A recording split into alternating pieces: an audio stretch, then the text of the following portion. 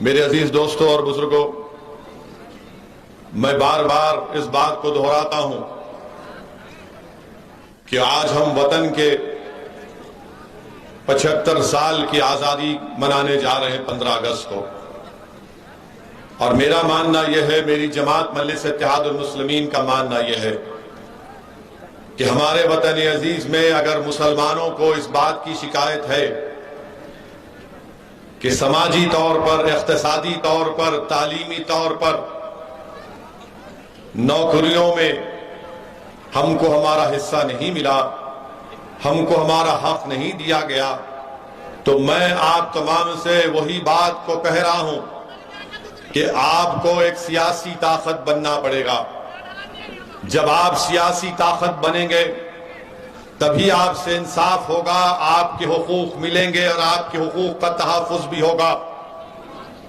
یہ ایک تلخ حقیقت ہے، آپ اس بات کو یاد رکھ لیجئے کہ صرف نعروں سے یا جذباتی تقاریر سے یا صرف اجتماعات منعقد کرنے سے بھارت کے مسلمانوں کو ان کا حق نہیں ملنے والا ہے۔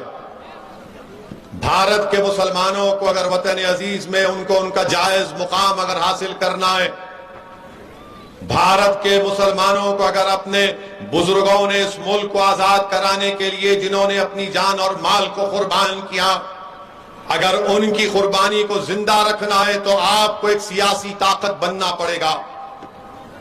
جب تک آپ ایک سیاسی طاقت نہیں بنیں گے، مظلوم مسلمانوں سے انصاف نہیں ہوگا۔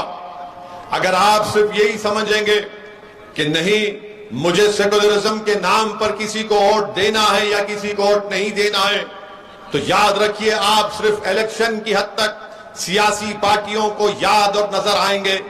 اگر آپ یہ چاہتے ہیں کہ آپ کے مسائل کو حل کیا جائے، اگر آپ یہ چاہتے ہیں کہ وطن عزیز میں مجھے عزت ملے، جس کو انگریزی میں ہم کہتے ہیں ڈگنیٹی ملے، تو پھر یاد رکھو صرف عزت مجھے ملنا چاہیے، ڈگنیٹی مجھے ملنا چاہیے کہ بولنے سے آپ کو ڈگنیٹی اور عزت نہیں مل جائے گی۔ آپ سیاسی قوت بنو، سیاسی طاقت حاصل کریے، متحدہ طور پر اپنے ووٹ کا استعمال مجلس کے امیدواروں کو کامیاب کرنے کے لیے کیجیے۔ میں آپ سے وعدہ کر رہا ہوں، یہ تمام مسائل کا حل، اس کا حل کرنے کا ایک طریقہ آپ کے سامنے پیش کر رہا ہوں۔ جس دن آپ اپنے نمائندوں کو منتخب کرنا شروع کر دیں گے، آپ میری اس بات کو ذہن نشین کر لیجئے کہ ہمارے اور آپ کے مسائل حل ہونا شروع ہو جائیں گے۔ بہت سے لوگ آ کر آپ کے درمیان میں پیغام دیتے ہیں کہ بھارت کے مسلمانوں کو سیاسی طاقت اور قوت نہیں بننا چاہیے۔ میں ان سے پوچھنا چاہ رہا ہوں، بتاؤ پھر 75 سال میں بھارت کے مسلمانوں سے انصاف ہوا یا نہیں ہوا؟ اگر میں جھوٹ بول رہا ہوں تو کیا سچر کمیٹی کے فائنڈنگ جھوٹے ہیں؟ اگر میں جھوٹ کہہ رہا ہوں تو رنگناتھ مشرا کمیشن کی رپورٹ کیا کہتی ہے بھارت کے مسلمانوں کے بارے میں؟ اگر میں جھوٹ کہہ رہا ہوں تو بتاؤ کنڈو کمیٹی کی رپورٹ کیا سچائی پر مبنی ہے یا نہیں؟ اگر میں جھوٹ کہہ رہا ہوں تو مہاراشٹرا کے محمود الرحمان کی کمیٹی کیا کہتی ہے مہاراشٹرا کے مسلمانوں کے بارے میں؟ میرے عزیز دوستوں اور بزرگوں، اگر آپ اپنے ووٹ سے اپنی پارٹی کو کامیاب اور کامران کریں گے، تب ہم جا کر ان نوجوانوں کے مستقبل کو اچھا کر پائیں گے۔ یہ لڑائی جو آج مجلس اتحاد المسلمین لڑ رہی ہے، یہ لڑائی جو امتیاز جلیل، ڈاکٹر غفار قادری، لاتور کے صدر محمد علی، سید معین، شفیق اور تمام لوگ لڑ رہے ہیں، ہم یہ لڑائی آنے والی نسل کے لیے لڑ رہے ہیں کہ جو مصائب اور مشکلات کا ہم نے اپنی جوانیوں میں سامنا کیا، یہ جو بچے آج کے ہیں کل وہ اپنی جوانی میں ان تکالیف کو نہ دیکھ سکے۔ یہ لڑائی ان کے آنے والے روشن مستقبل کے لیے ہم لڑ رہے ہیں۔ میرے عزیز دوستوں اور بزرگوں، میری آپ سے اپیل ہے کہ آپ اس جد و جہد میں ہمارا ساتھ دیجئے۔ آپ یقیناً یہاں پر آئے، میں آپ کو سلام کرتا ہوں۔ آپ ہزاروں کی تعداد میں آئے، میں آپ کا شکریہ ادا کرتا ہوں، مگر جب پولنگ کا دن ہوگا اور یہی ہزاروں کا مجمع اس کو اپنے ووٹ میں تبدیل کر دے گا، تب ایک انقلاب برپا ہوگا، اور وہی انقلاب کو ہم کو اور آپ کو برپا کرنا ہے۔ اب آپ اس بات کو ذہن نشین کر لو کہ آپ بھارت میں آپ کسی حکومت کو تبدیل نہیں کر سکتے، اگر آپ کچھ کر سکتے ہیں تو اپنے ووٹوں سے کبھی ہوگا، میری اس بات کو یاد رکھ لو آپ۔ میں آپ کو ڈرانے کے لیے نہیں کہہ رہا ہوں بلکہ سچائی کو بیان کر رہا ہوں۔ میں اتر پردیش میں 150 تقاریر کیا، ہر تقریر میں یہی بات کہتا تھا کہ اتر پردیش کے مسلمانوں، تم بی جے پی کی حکومت کو بنانے سے روک نہیں پاؤ گے، تم اکھلیش کو ووٹ دو گے تو تمہارا ووٹ ضائع ہو جائے گا۔ آج اتر پردیش کا مسلمان اس بات کو سمجھ رہا ہے کہ اویسی جو کہہ رہا تھا وہ بات سچ نکلی۔ آج اتر پردیش کا مسلمان اپنے آپ کو ٹھگا محسوس کر رہا ہے۔ آپ اپنے ووٹ سے اپنی طاقت کو اور اپنے نمائندوں کو کامیاب کر سکتے ہیں۔ آج اتر پردیش میں مسلمانوں پر ظلم ہوتا ہے۔ ایک بچہ بدایون کا، اس کو پولیس پکڑتی ہے، الزام لگاتی ہے کہ اس نے گوشت کو کسی گائے یا کسی بھینس کو کاٹا اور گوشت کے الزام میں، اسمگلنگ کے الزام میں پکڑ کر اس کو اتنا مارتی ہے کہ اس کے جسم کے پچھلے حصے میں راڈ کو اندر ڈال دیا جاتا ہے۔ آپ بتائیے، کیا کوئی سماجوادی کا نیتا بولا؟ کیا کوئی بہوجن سماج کا لیڈر بولتا ہے؟ سب خاموش بیٹھے ہیں۔ ہم بیان دیتے ہیں، میڈیا میں بولتے ہیں، مجلس کے ذمہ دار اس غریب کے گھر کو جاتے ہیں تو وہاں کے مجلس کے ذمہ داروں نے مجھے فون کر کہا کہ اسد الدین اویسی صاحب، جس بچے پر یہ ظلم اور بربریت کی گئی اس کا باپ اتنا غریب ہے کہ وہ خبر کھود کر اپنی زندگیوں کو گزارتا ہے، اپنے گھر کو چلاتا ہے۔ اس پر ظلم ہوا مگر کوئی آواز نہیں اٹھائے گا۔ میرے عزیز دوستوں اور بزرگوں، کانپور میں گڑبڑ ہوئی، میڈیا تو ماشاءاللہ ایک طرفہ دکھاتا ہے اپنے پپا مودی کو ہی صرف۔ میڈیا کے دو آنکھ ہیں مگر ایک آنکھ اتنی محبت میں ڈوب چکی ہے بی جے پی کے، اور دوسری آنکھ میں مودی کا موتیا اتر چکا ہے، تو ان کو دکھتا ہی نہیں ہے۔ مگر ہر ٹی وی چینل پر دکھایا جا رہا ہے یہ مسلمان پتھر پھینکا، مسلمان پتھر پھینکا۔ ارے جب پتھر پھینکتا ہے تو دو طرف سے پتھر پھینکے جاتے ہیں، ایک طرف سے پتھر نہیں پھینکا جاتا، دو طرف سے پتھر پھینکے جاتے ہیں۔ اور پولیس کا کام یہ ہے کہ جو پتھر پھینکتا اس کو اٹھاؤ آپ، مگر یہاں پر نہیں، یہی لوگ کیے، یہی کیے، یہی پتھر پھینکے، پیٹرول بم بنائے، واٹس ایپ گروپ بنائے۔ یاد رکھو یہ کہانی بہت پرانی ہو چکی ہے، اس کہانی کو بدلو۔ تم 40 سال سے صرف یہی کہانی، نہیں مسلمانی پھینکا، مسلمانی کیا، تو کیا سب کا دوسرے دودھ کے دھلے ہوئے ہیں؟ مگر آپ دیکھو کوئی آواز نہیں اٹھاتا۔ اتر پردیش میں سماجوادی کے نیتاؤں کے، ان کے لیڈر کے منہ میں دہی جم چکی ہے، زبان نہیں کھولتے۔ مدھیہ پردیش میں سیندوا کھرگون میں گھروں کو توڑ دیا گیا، گھروں کو توڑ دیا گیا بغیر نوٹس دیے، کوئی آواز نہیں اٹھاتا۔ سیندوا کھرگون کے غریب مسلمانوں نے فون کر کر مجلس کے لوگوں کو کہا کہ کیا کوئی مدد نہیں کرو گے؟ اللہ کا فضل و کرم ہے، ہم نے کوشش کی، جن غریبوں کے گھروں کو بیجا توڑ دیا گیا تھا بی جے پی کی سرکار کی جانب سے، ہم نے ان کو کچھ مالی امداد کرنے کا انتظام کروایا۔ آپ بتائیے کون پھر آواز بنے گا آپ کی؟ سب لوگ آ کر بولیں گے اویسی بھڑکا بھاشن دیتا ہے، اویسی جذباتی تقریر کرتا ہے۔ میں جو کچھ کہہ رہا ہوں ابھی اور کہوں گا اس میں بتاؤ اس میں کیا سچائی ہے یا جھوٹ ہے، مجھے بتاؤ۔ تم صرف سچائی کو قبول کرنے کے لیے تیار نہیں ہو، تم مجھ سے نفرت اس لیے کرتے ہو کہ تم نہیں چاہتے کہ بھارت کا مسلمان ایک سیاسی قوت بن جائے، تم مجھ سے نفرت اس لیے کرتے ہو کہ تم نہیں چاہتے کہ غریب مسلمان کو انصاف ملے، تم مجھ کو گالیاں اس لیے دیتے ہو تاکہ تم نہیں چاہتے کہ مسلمان پڑھ لکھ کر اس کے منہ میں زبان آ جائے اور وہ اپنے انصاف کے لیے کھڑا ہو جائے۔ تم میرے جسم پر گولیاں اس لیے چلائی تم نے تاکہ تم نہیں چاہتے کہ میں زندہ رہوں اور غریب اور مظلوموں کی داستان کا انصاف کو بیان کروں۔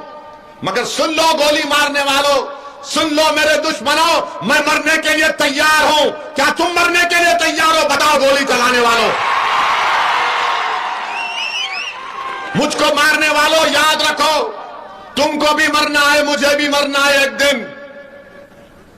मैं मौत से नहीं डरता, मैं डरता इस बात से हूं कि जब खबर में तुम और हम जाएंगे, जब हशर का मैदान होगा, तो हम कैसे अपने अमाल का हिसाब देंगे।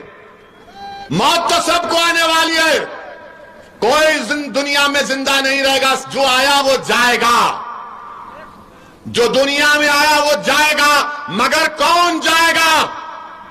सबको जब जाना है, तो जब दुनिया में चंद दिन की मोहलत अल्लाह ने मुझे और आपको दी है, तो हमको सच्चाई को सामने लाने का काम करना है। हमको बातिल को शिकस्त देना है, हक को कामयाब करना है। हमको मजलूमों से इंसाफ करना है, जालिम के जुल्म को रोकना है। मैं हरगिज इस बात को नहीं मानता कि जुल्म को सहा जाए, जुल्म को सहना भी जुल्म है। याद रखो मेरी इस बात को, जुल्म को सहना भी जुल्म है। अगर कोई कहता है कि जुल्म को सहो, मैं कहूंगा नहीं सहूंगा मैं। कोई कहेगा अगर तुम्हारे कोई गाल पर थप्पड़ मारे तो दूसरा गाल पेश कर दो, मैं कहूंगा नहीं, तुमने अगर थप्पड़ मारा तो गफलत से मारा, दूसरा मारने के लिए हाथ उठाओगे तो पंजा पकड़ लूंगा दबा के। याद रखो, वो दिन चले गए तुम हमको डराते थे, वो दिन खत्म हो गए। अब वो दिन चले गए वो डराने के, अब डराने वाले याद रखो, तुम्हारे डराने से हम डरने वाले नहीं हैं। मेरी जिंदगी की कीमत और तुम्हारी जिंदगी की कीमत एक है। अगर मैं मुसलमान हूं तो मेरी जान की कीमत की कमी नहीं है। मैं भारत का अव्वल दर्जे का शहरी था, हूं और रहूंगा इंशाअल्लाह ताला। लोग पूछेंगे ओवैसी तुम क्या कह रहे हो? मिसाल दे रहा हूं, दिल्ली में फसाद हुआ तो वीडियो आज भी है। वो बच्चे का नाम, मरहूम का नाम फैसल या फजल था। 3 बच्चे जमीन पर लेटे हुए हैं, दिल्ली की पुलिस उनको मार रही है और मार कर जख्मी है। और हजरत पुलिस दिल्ली की कहती है कि पढ़ो जनगण मन पढ़ो, मौत करीब है उस मुसलमान बच्चे की। वो जनगण मन पढ़ रहा है, उसके बाद वो बच्चा मर जाता है। क्या उस बच्चे की जान की कीमत नहीं है? क्या मैं जाकर उसकी मां से कहूं कि तुम्हारे बेटे पर जुल्म हुआ, तुम सह लो? वो कहेगी जालिम है तू बोलने वाले, मैंने अपनी कोख को उजाड़ दिया, मैं अपनी औलाद से महरूम हो गई। हम उन माओं को कहना चाह रहे कि अब हम अपने बच्चों को नहीं खोने देंगे इंशाअल्लाह ताला। अब हम जुल्म नहीं सहेंगे, इसलिए कि भारत का संविधान जिसको बाबा साहिब अम्बेडकर ने बनाया, उसी बाबा साहिब अम्बेडकर ने फंडामेंटल राइट में लिखा है कि भारत के नागरिक की जिंदगी, राइट टू लाइफ एक फंडामेंटल राइट है। मेरी जिंदगी, आपकी जिंदगी, सबकी जिंदगी, चाहे किसी मजहब और जात का हो, उसकी जिंदगी एक फंडामेंटल राइट है। आप मेरा फंडामेंटल राइट मुझसे नहीं छीन सकोगे। मेरे अजीज दोस्तों और बुजुर्गों, ये लड़ाई आपको और हमको मिलकर लड़ना है। ये लड़ाई मुश्किल जरूर है, मगर मुझे यकीन है कि अगर आपका साथ मिलेगा, आपकी दुआएं साथ रहेंगी, तो इंशाअल्लाह ताला हम ना सिर्फ लातूर में, ना सिर्फ महाराष्ट्र में, बल्कि पूरे भारत में हम एक नई तारीख को रकम करेंगे इंशाअल्लाह ताला। मेरे अजीज दोस्तों और बुजुर्गों, पार्लियामेंट में इम्तियाज जलील की हमारी तकरीर होती है, हम मजलूम अवाम के मसाइल को उठाते हैं, तो लोग बोलेंगे क्या पार्लियामेंट में दूसरे पार्टी के मुसलमान एमपी नहीं है जरूर। मगर जब इम्तियाज जलील और असदुद्दीन ओवैसी की तकरीर की बारी आती है, तो दूसरी पार्टी के मुसलमान आकर बैठकर बोलते हैं कब बोलोगे, क्या टाइम पे शुरू होगा। और सब हम जब बोलते हैं कि आप बोलो, तो बोले हमारी पार्टी बोलने नहीं देती हमको, ओवैसी साहब हमारी पार्टी हमको बोलने नहीं देती, इसीलिए हम बैठकर आपकी तकरीर को सुनते हैं। मेरे अजीज दोस्तों और बुजुर्गों, मैं यहां पर आया हूं तो लातूर में आपको लीडर बनाने के लिए आया हूं। मैं भारत के जिस कोने में जाता हूं वहां पर कहता हूं कि आपको नेता बनना है, آپ کو قائد بننا ہے، آپ کو قیادت کرنا ہے، اور قیادت کسی گھر کا یا خاندان کا حصہ نہیں رہے گا۔ اگر کوئی کسی بڑے باپ کا بیٹا ہے یا کسی خاندان کا چشم و چراغ ہے تو ضروری نہیں ہے کہ وہی قیادت کرے۔ قیادت وہ کرے گا جس کے دل میں سب سے پہلے اللہ کا خوف ہوگا اور شیطان کا دشمن ہوگا۔ قیادت وہ کرے گا جو اللہ سے ڈرے گا اور باطل سے مقابلہ کرے گا۔ قیادت وہ کرے گا جو اللہ اور اس کے رسول سے محبت کرے گا اور رسول اللہ صلی اللہ علیہ وسلم کے دشمنوں سے نفرت کرے گا۔ قیادت وہ کرے گا جو اللہ کو راضی کرے گا اور شیطان سے نفرت کرے گا۔ وہ قائد نہیں ہو سکتا جو اللہ کو بھی اور شیطان کو بھی راضی کرنا چاہتا ہے۔ میرے عزیز دوستوں اور بزرگوں، اسی لیے ہم آپ سے اپیل کر رہے ہیں، کیا آپ مہاراشٹر کے لیڈر بننے تیار ہیں؟ کیا تم قائد بننے تیار ہو؟ جو کوئی لیڈر بننا چاہتا ہے ہاتھ اٹھاؤ پورا۔ بس یہی میری زندگی کا سرمایہ ہوگا۔ میں جب اس دنیا سے جاؤں گا تو میں چاہوں گا کہ ایک اسد الدین اویسی نہیں بلکہ مجھ سے زیادہ قابل ہزاروں لوگ کھڑے ہو جائیں جو غریب اور مظلوموں کے انصاف کے لیے لڑے، جو صرف مسلمانوں کی بات نہ کرے، جو صرف دلتوں کی بات نہ کرے، جو صرف آدیواسیوں کی بات نہ کرے، بلکہ ہر اس انسان کی بات کرے جس پر ظلم ہو رہا ہے، جس کو دبایا جا رہا ہے، جس کو پیسا جا رہا ہے۔ آپ اسی وقت کریں گے جب آپ قائد بنیں گے۔ اب کوئی بولے گا کہ نہیں، کانگریس میں بھی تو ہمارے ہیں نا، راشٹروادی میں بھی تو ہمارے ہیں نا، شیو سینا میں بھی ہے نا۔ ہے نا سے رہنا بڑا فرق پڑتا ہے۔ پڑے ہوئے ہیں، ہے وہاں پر پڑے ہوئے ہیں، مگر جب تم مجلس میں آ کر لیڈر بنو گے، نیتا بنو گے، تو تمہاری آواز کو تمہارا دشمن بھی سنے گا، تمہاری آواز کو ہر کوئی سنے گا۔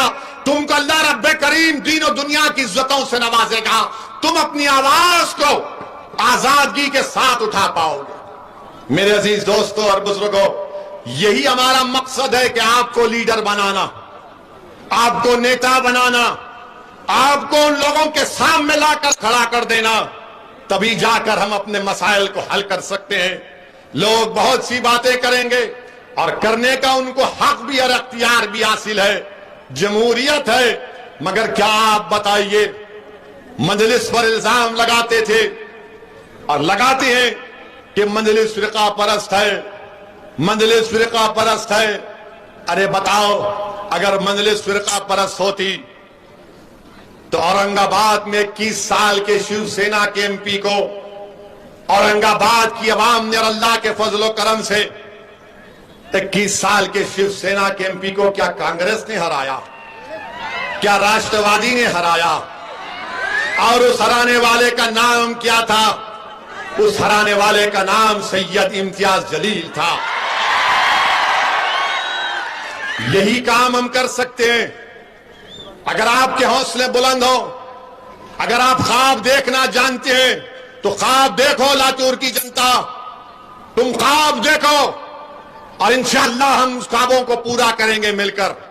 مگر اگر آپ خواب نہیں دیکھیں گے، اگر آپ یہی سمجھیں گے ارے نہیں بھائی کچھ نہیں ہونے والا ہے، یہاں کیا ہوتا، یہ سب ایک ملے ہوئے ہیں، نہیں میرے عزیز دوستوں اور بزرگوں، سب ملے ہوئے ہو سکتے ہیں، اسد الدین اویسی ان لوگوں سے کبھی نہیں ملا، نہ کبھی ملے گا انشاءاللہ تعالی۔ میرا کوئی مفاد نہیں ہے، میرا ایک ہی مقصد ہے، میرا ایک ہی مقصد ہے کہ آپ کو لیڈر بنایا جائے۔ اللہ نے مجھے بہت کچھ دیا، مجھے ایک ہی چیز چاہیے کہ میری آنکھ جب بند ہو جائے اللہ کے حکم سے تو میں ایک ہی چیز چاہتا ہوں کہ مسلمان ایک بھارت میں سیاسی قوت بن جائے، مسلمان ایک سیاسی طاقت بن جائے۔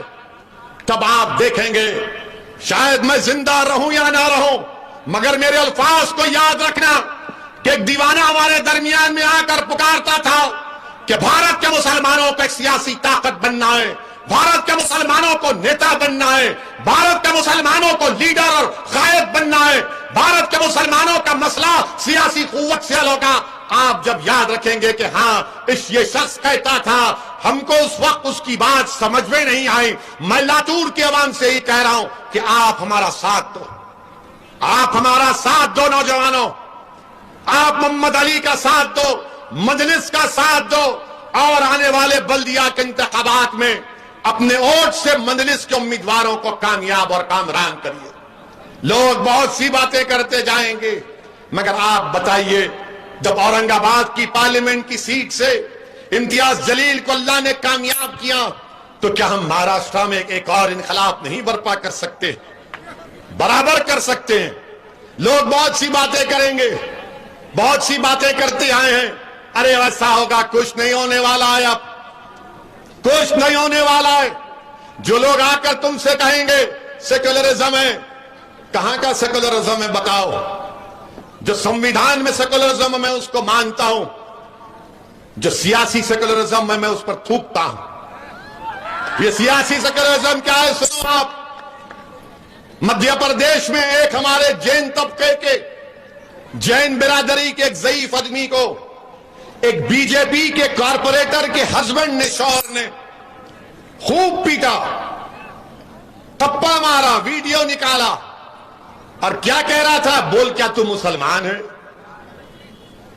4 تھپڑ مارتا، بول کیا تو مسلمان ہے؟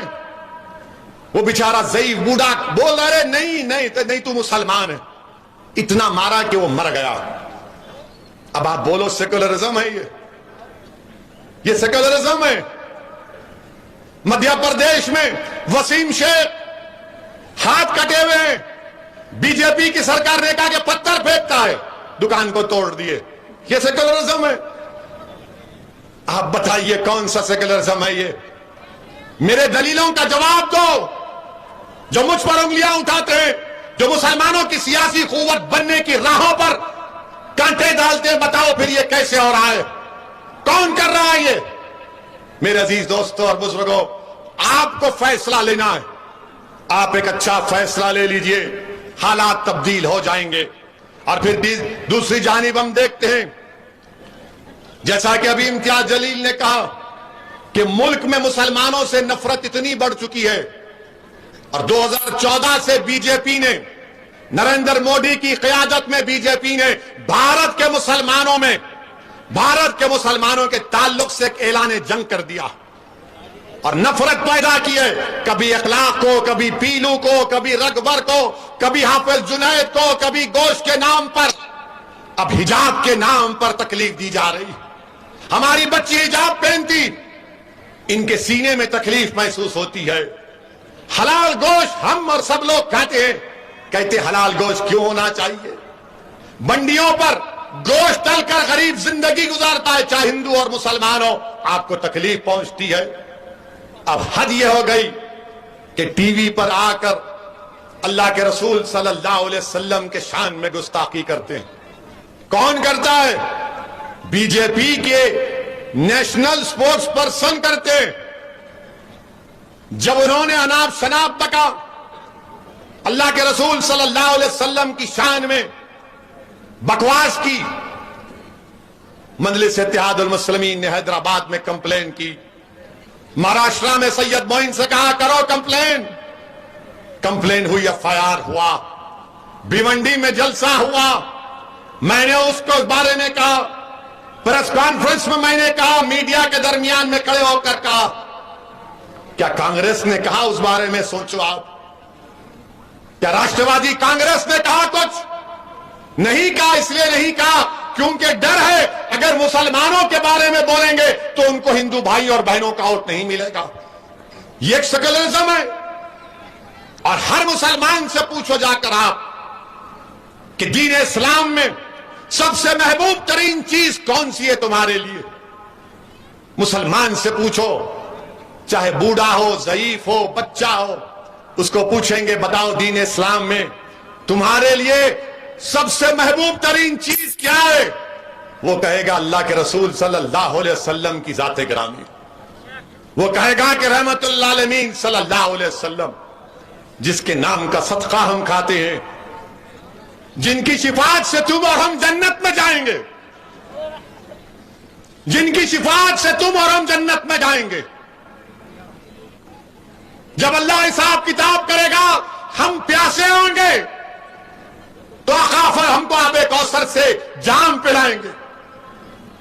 جب ہمارا حساب کتاب ہوگا، گرمی ہوگی، سب لوگ بھاگ رہے ہوں گے اور سب لوگوں کے نبی کہیں گے کہ نفسی نفسی.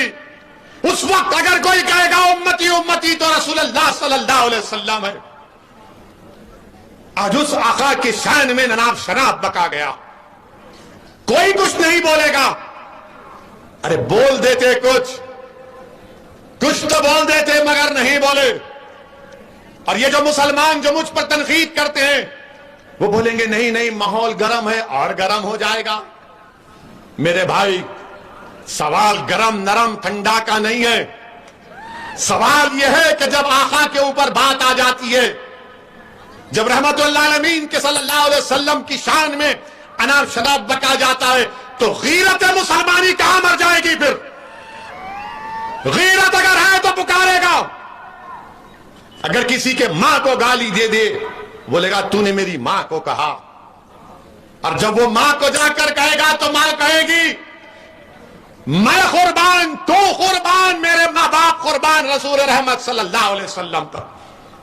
میری عزت ہے تو ان کے نام سے ہے. میں دنیا میں زندہ ہوں تو ان کے صدقے کی وجہ سے ہوں. اور آج یہ لوگ رسول رحمت صلی اللہ علیہ وسلم کی شان میں اناب شناب بکتے ہیں. مسلمانوں یاد رکھو میری اس بات کو. اللہ قرآن میں فرماتا ہے، علماء بیٹھے ہیں، اللہ قرآن میں فرما رہا ہے کہ ایمان والو اپنی آواز کو رسول اللہ صلی اللہ علیہ وسلم کی آواز کے آگے بلند مت کرو ورنہ تمہارے اعمال حق کر لیے جائیں گے، تمہارے اعمال ختم کر دیے جائیں گے. اللہ قرآن میں آیات کو نازل کیا کہ اپنی آوازوں کو رسول رحمت صلی اللہ علیہ وسلم کی آواز کے آگے بلند مت کرو. جب یہ قرآن کی آیات نازل ہوئی تو حضرت قیس ایک صحابی تھے جو آواز اونچی تھی، اونچا بولتے تھے، وہ 3 دن تک نظر نہیں آئے. اللہ کے رسول کملی والے نے پوچھا کہاں ہے قیس؟ تو کہا گیا رسول اللہ جب سے قرآن کی آیات نازل ہوئی ہے وہ کہتے ہیں کہ میں اپنی اونچی آواز سے اگر سرکار دو عالم صلی اللہ علیہ وسلم کے سامنے کچھ بولوں گا تو میں جہنمی بن جاؤں گا، اس لیے میں نہیں آ رہا ہوں. اللہ کے رسول صلی اللہ علیہ وسلم فرماتے ہیں یہ قیس کے لیے نہیں ہے، میرے صحابی کے لیے. بلا ان کو اور ان کو خوشخبری دو، وہ جنت میں جائیں گے. آواز کو بلند کرنے کا حکم نہیں ہے، یہ محبت کا تقاضا ہے، یہ غلامی کا تقاضا ہے. امام مالک ہے، مدینہ کی مسجد نبوی ہے اور حدیث بیان کر رہے امام مالک، چہرے کا رنگ بدلا جا رہا ہے. لوگ دیکھ رہے ہیں کہ امام مالک کا رنگ بدل گیا. لوگوں نے، شاگردوں نے پوچھا امام پسینہ جا رہا ہے، رنگ بدل گیا، اٹھو کیا ہوا؟ امام مالک بعد میں بولتے ہیں کہ مجھے کسی بچھو نے ڈس رہا تھا. تو ان کے شاگردوں نے پوچھا امام کیوں نہیں اٹھ گئے؟ بولے حدیث بیان کر رہا تھا، آقا کی حدیث بیان کر رہا تھا، ادب کا تقاضا تھا کہ حدیث بیان کروں، اٹھو نا. یہ رسول اللہ صلی اللہ علیہ وسلم سے محبت اور ادب ہے. میرے عزیز دوستوں اور بزرگوں، یہ بیان اس لیے کر رہا ہوں کہ نوجوانوں کو معلوم ہو جائے. سیاسی تقریر تو ویسی بہت کرے گا اور کرتا رہے گا انشاءاللہ. ہماری امت کی ماں کے بارے میں اناب شناب بکا گیا. کیا تم کو معلوم حضرت عائشہ وسلم کی 2000 حدیثوں کو روایت کیا؟ 2000. کیا تم کو معلوم حضرت عائشہ کی کا نکاح آقا سے اللہ کے حکم پر ہوا؟ اے دنیا والوں سنو، ہماری امت کی ماں کا پیغام اللہ کے رسول کے پاس حضرت جبرائیل لے کر گئے تھے. میرے عزیز دوستوں اور بزرگوں، ہماری امت کی ماں 2000 حدیث کی روایت کی. ہماری امت کی ماں میڈیسن جانتی تھی، دوائیں بنانا جانتی تھی، عالمہ تھی، قرآن کی تفسیر بیان کرتی تھی، مفسر تھی. آج ان کی شان میں اناب شناب بکا جاتا ہے، ان کی شان میں. تو نوجوانوں، اللہ کے رسول صلی اللہ علیہ وسلم کی حدیث بھی ہے، اگر کوئی اپنی بیوی سے شادی کرا ہوا ہے یا شادی ہو چکی ہے تو رسول اللہ صلی اللہ علیہ وسلم کی حدیث کو یاد رکھو کہ رسول اللہ صلی اللہ علیہ وسلم نے بتایا کہ بی بی عائشہ سے کتنا محبت کرتے تھے. بی بی عائشہ پانی پی رہی ہیں, اللہ کے رسول صلی اللہ علیہ وسلم اس پانی کے پیالے کو لے کر پوچھتے ہیں کہ عائشہ تم نے کس جگہ سے پانی کا پیالہ پیا؟ پھر رسول اللہ اس جگہ سے پانی پیتے تھے. پھر اپنی امت کی ماں سے, ہماری امت کی ماں سے رسول اللہ صلی اللہ علیہ وسلم پوچھتے کہ عائشہ تم نے کہاں پر انگلیوں کے نشان چھوڑے, میں وہاں سے کھانا کھاؤں گا. وہاں سے رسول اللہ صلی اللہ علیہ وسلم اپنی انگلی مبارک کو رکھ کر کھانا کھاتے. ہمارے امت کی ماں کے بارے میں ناب شناب بکا جاتا ہے. رسول اللہ صلی اللہ علیہ وسلم اس دنیا سے پردہ فرماتے وقت اپنا سر مبارک ہماری امت کی ماں کے سینے مبارک پر رکھے ہوئے تھے. میرے عزیز دوستوں اور بزرگوں, ہماری امت کی ماں بی بی عائشہ, اللہ کے رسول صلی اللہ علیہ وسلم نے فرمایا کہ میں جانتا ہوں عائشہ کہ تم جب مجھ سے ناراض ہوتی ہو اور جب تم مجھ سے خوش ہوتی ہو. بی بی عائشہ نے پوچھا کیسے جانتے ہیں آپ؟ تو اللہ کے رسول صلی اللہ علیہ وسلم نے فرمایا کہ جب تم قسم کھاتی ہو رب محمد صلی اللہ علیہ وسلم کی تو میں سمجھ جاتا ہوں کہ آپ خوش ہیں. جب تم رب ابراہیم کی قسم کھاتی ہو تو میں سمجھ جاتا ہوں کہ تم تھوڑا ناراض. نوجوانوں, یہ اس لیے بول رہا ہوں کہ اپنی بیویوں سے اچھا سلوک کرو. لوگ آج کے زمانے میں بولتے ارے زیادہ غلامی کر رہا رہے تو جورو کی. یاد رکھو, بیوی سے محبت کرنا, بیوی کا خیال رکھنا, یہ سب ہم دیکھ رہے ہیں نا. حدیث میں آ رہا ہے, کیا تم جانتے اللہ کے رسول صلی اللہ علیہ وسلم کی اور بی بی عائشہ کی ریس ہوئی, ریس ہو رہی ہے, اور یہ پاگل اناپ شناپ بکتے ہیں. اور اگر تم بی بی عائشہ کی زندگی کو پڑھ لو گے تو تم کلمہ پڑھ لو گے اور بولو گے اشہدو ان لا الہ الا اللہ و اشہدو ان محمد رسول اللہ. صدیق اکبر کھڑے رہتے اور بولتے کیسا تم نے کہا رسول اللہ. جب وہ چلے جاتے تو آقا فرماتے ہیں دیکھے میں نے تم کو کیسے بچایا. میرے عزیز دوستوں اور بزرگوں, بہت سی باتیں ہیں, مگر یہ ظالم لوگ بی بی عائشہ ہماری امت کی ماں کے بارے میں, بی بی عائشہ سب سے ذہین تھی, سب سے ذہین. صحابہ آ کر دین کے مسئلے پوچھتے تھے بی بی عائشہ کے پاس. میرے عزیز دوستوں اور بزرگوں, نوجوانوں اپنی بیویوں سے محبت کرو, اپنی بیویوں سے محبت کرو, کوئی شرمانے کی ضرورت نہیں ہے, مگر اسلام کے دائرے میں رہ کر محبت کرو, انسانیت کے دائرے میں رہ کر محبت کرو, ادب اور اخلاق کو ملوز رکھو. پڑھو دین, پڑھو مسلمانوں, دین پڑھو. کوئی اگر بولے گا ارے بولا ایسا اس نے, تو آپ جب دین پڑھیں گے آپ کو معلوم ہوگا. میرے عزیز دوستوں اور بزرگوں, یہ جو بی جے پی کے لیڈر نے بکواس بکی T V channel Times Now پر, ہم نے آواز اٹھائی, مگر 10 دن کے بعد 56 انچ کا سینہ رکھنے والے دیش کے پردھان منتری 10 دن کے بعد بولے اس کو ہٹا دو, اس کو سسپینڈ کرو. اگر آج میں نریندر مودی کے بارے میں ان پارلیمنٹری لینگویج کو استعمال کروں تو کل صبح سے بی جے پی والے او ویسی کو پکڑو, ویسی کو پکڑو, ویسی کو پکڑو. آپ بتائیے 10 دن کے بعد مودی کو خیال آیا, ہم پکار رہے ہیں, بول رہے ہیں, مگر ٹس سے مس نہیں ہوتے متروں.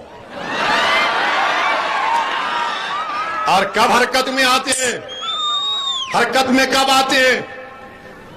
جب قطر میں کچھ ہوتا ہے, سعودی عرب میں کچھ ہوتا ہے, عرب امارات میں کچھ ہوتا ہے, بحرین میں کچھ ہوتا ہے. جب پردھان منتری بولتے ہیں اوہ گڑبڑ ہو گئی ہے باپ, اب تو میں چائے بھی نہیں پلا سکتا ان کو, تب پردھان منتری کو خیال آتا ہے مودی کو ہو بہت بری طرح. آپ کو معلوم کہ 50% آئل وہاں سے آتا, 40% گیس قطر سے آتی. مطلب کون لوگ بول رہا آپ کو معلوم کہ بھارت کا 55% فارن ریمیٹنس یہاں سے آتا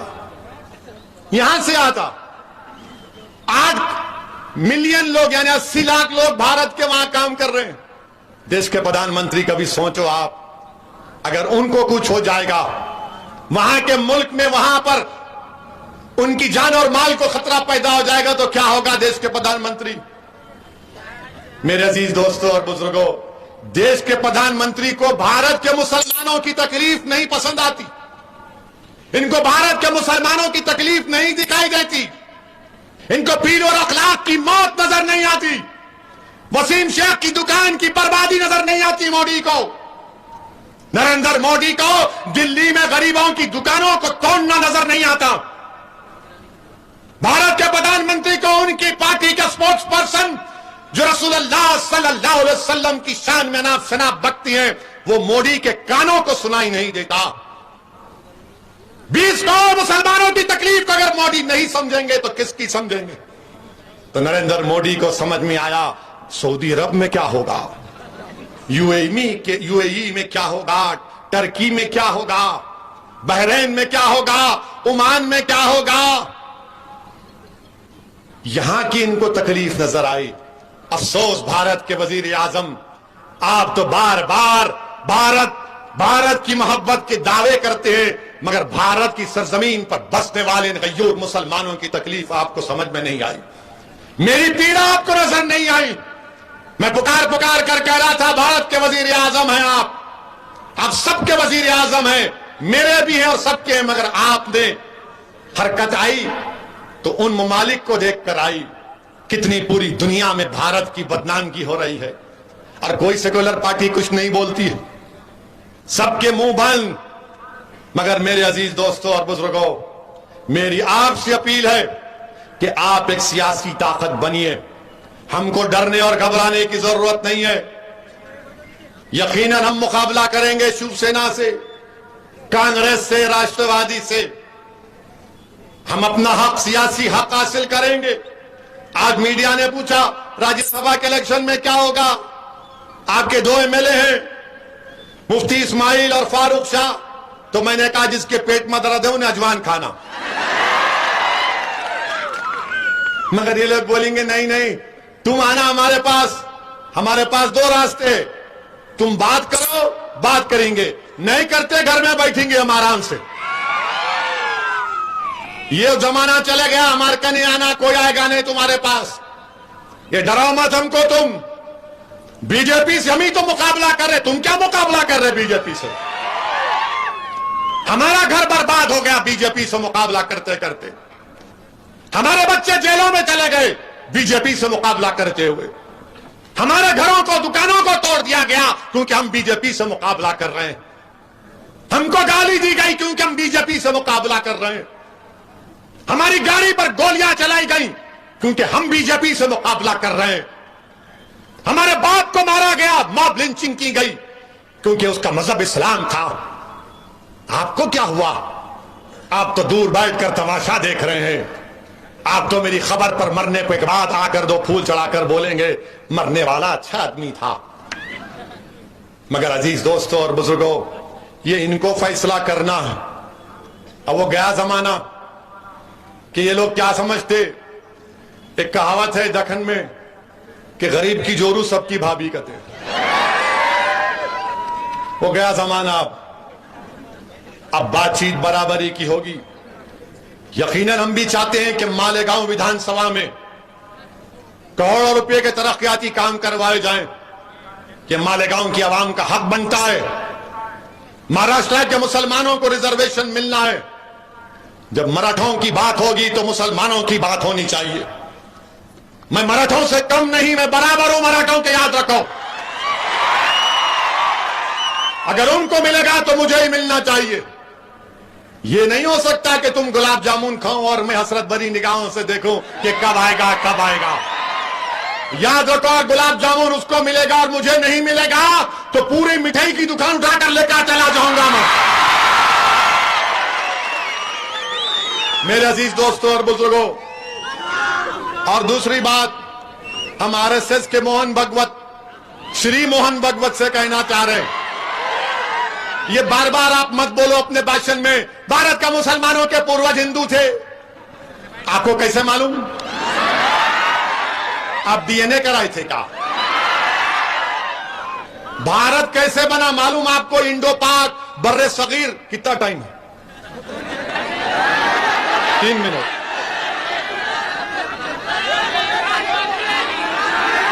3 मिनट है। तो भारत कैसे बना? भारत इंडिया जो मौजूदा बर्रे सगीर जिसको कहते हैं, 65,000 साल पहले अफ्रीका से लोग आए थे। अब पूछिए आरएसएस वालों से, है हाँ अफ्रीका से है। फिर उसके बाद 45,000 साल पहले ईरान से किसान आए थे। हाँ ईरान से आते यहां पे। फिर उसके बाद ईस्ट एशिया से आए, सेंट्रल एशिया से आए, तब जाके ये भारत बना। मगर इन्हों क्या बोलते? मुगल मुगल मुगल मुगल, औरंगजेब, शाहजहां, अकबर। अरे उससे ऊपर भी तो जाओ।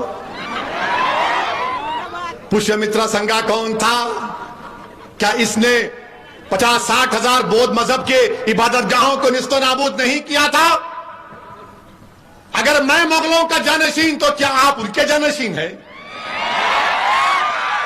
बताओ आप। और फिर आप बोलते कि नहीं नहीं वो फुला ऐसा। मेरे अजीज दोस्तों और बुजुर्गों, मेरी आपसे अपील है, आप तमाम से अपील है कि आने वाले बल्दिया के इंतखाबात में आप मुत्तहिदा तौर पर मंजलिस का साथ देंगे ना? इंशाअल्लाह मंजलिस का साथ देंगे ना? और देंगे पतंग के निशान पर। तो मेरे साथ नारा लगाइए, नारे